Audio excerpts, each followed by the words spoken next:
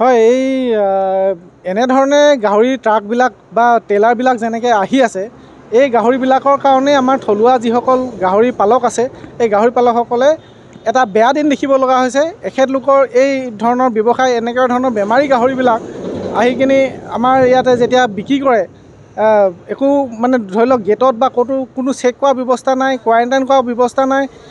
অসম বা ভাৰতবৰ্ষৰ বিভিন্ন ৰাজ্যত ইতিমধ্যে আফ্ৰিকান স্বাইন ফিভাৰ নামৰ যিটো মাৰাত্মক গাহৰিৰ বেমাৰ, এই বেমাৰটো গোটেই ভাৰতবৰ্ষত বিয়পি আছে। আৰু সেই বেমাৰী গাহৰিবোৰে ইতিমধ্যে আহি কিনি আমাৰ বজাৰবিলাকত ভৰি পৰিছেহি। আৰু ফলস্বৰূপে আজি শিৱসাগৰত দুটা জেগাত আপোনাৰ আফ্ৰিকান স্বাইন ফিভাৰ লেবৰেটৰীত ৰিজাল্ট ধৰা পৰিছে, পজিটিভ ওলাইছে।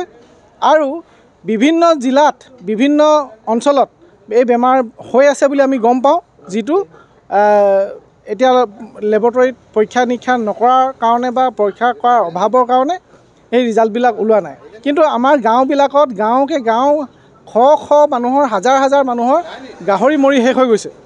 সেই গাহৰিবোৰ মৰি শেষ হৈ যোৱাৰ মূলতে কাৰণ হৈছে এনেকুৱা ধৰণৰ যি ব্যৱসায়, এনেকুৱা ধৰণৰ ব্যৱসায়খিনিৰ কাৰণে হৈছে। আজি ডিষ্ট্ৰিক্ট এডমিনিষ্ট্ৰেশ্যনৰ ফালৰ পৰা যিহেতু বন্ধ এটা নটিফিকেশ্যন 19 তাৰিখৰ দিনাখনেই উলিয়াই দিয়া আছে, 19 তাৰিখৰ দিনাখনে নটিফিকেশ্যন দিয়া আছে যে গাহৰি শিৱসাগৰ জিলাৰ মাজেদি বা শিৱসাগৰ জিলাত পৰিবহণ সম্পূৰ্ণৰূপে বন্ধ। তৎস্বৰূপে এই যিবিলাক অসাধু ব্যৱসায়ী আছে, এই ব্যৱসায়ীবিলাকে তেখেতলোকৰ ব্যৱসায় চলাই আছে।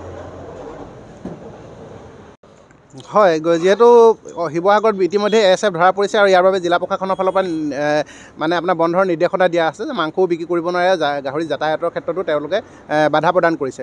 কিন্তু তেনেস্থলতো আপোনাৰ বহিৰাজ্যৰ পৰা যিসকল ব্যৱসায়ীয়ে গাহৰি ব্যৱসায় কৰে, তেখেতসকলে অবৈধভাৱে আজি শিৱসাগৰত পুনৰ এনেকুৱা গাহৰি গাড়ী তেওঁলোকে প্ৰৱেশ কৰাইছে। অকল এইবাৰেই নহয়, বিগত সময়তো চৰকাৰৰ ফালৰ পৰা যেতিয়াই নিৰ্দেশনা থাকে যে গাহৰি যাতায়াতৰ ক্ষেত্ৰত বাধা আৰোপ কৰে, কিন্তু তেখেতসকলে সকলোকে বুঢ়া আঙুলি দেখাই নিজৰ মন মৰ্জি মতে এনেদৰে গাহৰি গাড়ীসমূহ প্ৰৱেশ কৰায়। গতিকে ইয়াত নিশ্চয় কিবা এটা থাকিব লাগিব, কাৰোবাৰ স্বাৰ্থ জড়িত থাকিব, নহ'লেতো ইমান ডাঙৰ গাড়ী এখন বক্সিহাটৰ পৰা ইয়ালৈকে আহি পাব পাৰে নেকি? যিহেতু যিসমূহ নথি পত্ৰ তেখেতসকলৰ লগত থাকিব লাগে, SOPৰ যিসমূহ নীতি নিৰ্দেশনা আছে পূৰ্বৰ, গতিকে সেইসমূহ তেখেতসকলৰ ওচৰত নাই বুলি আমি ইতিমধ্যে গম পাইছোঁ। গতিকে এইখিনি কথাৰ পৰা এটা কথা বুজিব পাৰি, এইখিনি ধনৰ লেনদেনৰ জৰিয়তে কোনো বিষয়াই হয়তো ইয়াত গাহৰিসমূহ আহিবলৈ সুবিধা কৰি দিছে। গতিকে আমি আপোনালোকৰ মাধ্যমৰ পুনৰবাৰ অসম চৰকাৰক জনাব বিচাৰোঁ যাতে এনেদৰে অবৈধভাৱে গাহৰিসমূহ যাতে অসমত প্ৰৱেশ কৰাব নোৱাৰে আৰু ইয়াৰ জৰিয়তে যাতে বেমাৰসমূহ বিয়পি যাব নোৱাৰে। যিহেতু বাৰে বাৰে শিৱসাগৰত আমি ASFত আক্ৰান্ত হৈ থাকিবলগীয়া হৈছে, আমাৰ পালকসকল যথেষ্ট দুৰ্ভিক্ষৰ সন্মুখীন হ'বলগীয়া হৈছে। গতিকে আমি পুনৰবাৰ আপোনালোকৰ মাধ্যমে অনুৰোধ কৰিব বিচাৰিছোঁ যাতে অসমৰ গাহৰি পালকসকলক সুৰক্ষিত কৰি ৰাখক আৰু এনেধৰণৰ অবৈধ গাহৰিসমূহ সৰবৰাহৰ ক্ষেত্ৰত সম্পূৰ্ণৰূপে বাধা আৰোপ কৰক। তাকেতো বন্ধ হোৱা স্বত্বেও কেনেকৈ আনিব পাৰিছে, এই বিষয়ে আমি তেখেতসকলকো প্ৰশ্ন উত্থাপন কৰিছোঁ। ইতিমধ্যে আমি পুলিচক জনাইছোঁ, পুলিচ প্ৰশাসনক, আৰু আমি জিলা প্ৰশাসনকো জনাইছোঁ, ভেটেনেৰী ডিপাৰ্টমেণ্টকো জনাইছোঁ। তেখেতসকলে যিখিনি যাৱতীয় ব্যৱস্থা আছে সেইখিনি ল'বলৈ আমি তেখেতসকলক অনুৰোধ কৰিছোঁ যাতে কোনো কাৰণতে যাতে গাহৰিখিনি বজাৰলৈ যাতে ওলাই যাব নোৱাৰে। আৰু যিহেতু আমাৰ ইয়াত ASFও চলি আছে শিৱসাগৰত, আৰু এইখিনি নাগালেণ্ডলৈ বুলি আনিছে যদিও আমাৰ কি হয়, আমি পূৰ্বতে আপোনালোকেও বহুবাৰ বাতৰি সম্প্ৰচাৰ কৰিছে, তেওঁলোকে নাগালেণ্ডলৈ নিয়ে, কিন্তু পিনৰ ক্ষুদ্ৰ সৰু গাড়ীৰে শিৱসাগৰ তথা উজনি অসমৰ বিভিন্ন প্ৰান্তলৈ তেওঁলোকে গাহৰিসমূহ বিক্ৰী কৰি দিয়ে চোৰাংকৈ।